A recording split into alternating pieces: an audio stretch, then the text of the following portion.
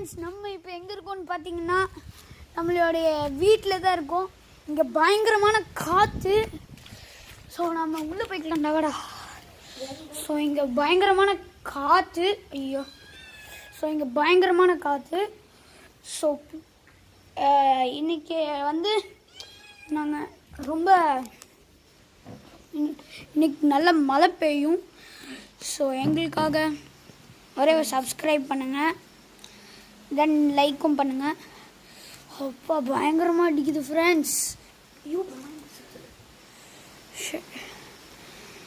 நாங்கள் 2 பேர் தான் இருக்கோம். யாருன்னு பார்த்தீங்கன்னா நான், தென் நம்ம பவிஷ் தான் இருக்கோம். நான் கொஞ்ச நேரத்தில் மழை வருதுன்னு நினைக்கிறேன். ஸோ